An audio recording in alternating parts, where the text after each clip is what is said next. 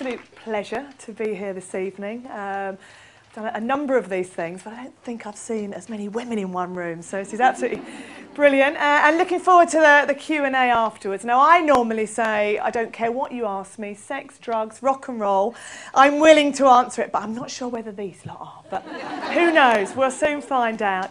I've been asked just to talk a little bit about my journey, how I got the best out of myself to go and achieve what I believed I could in my life, and how much I've learned from that whole journey that I apply into my life now. And I say I'm like so many of you, you know, I'm a working mum, I've got 3 little boys that are trying to juggle everything. You know, I've got new goals in my life and new things that I want to achieve.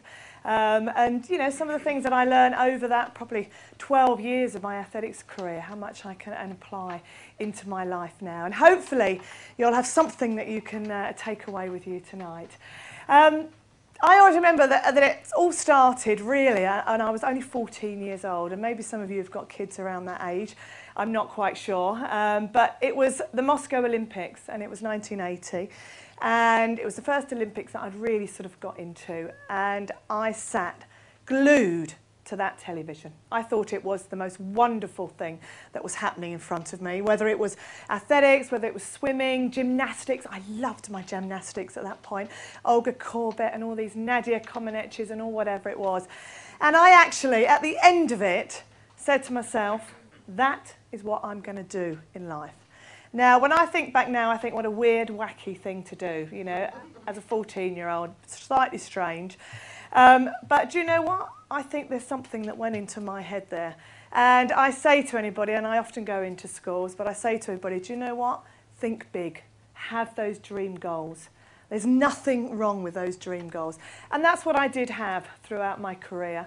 But what I did have, and what I have very much in my life now, is, you know, I don't have that one big goal anymore.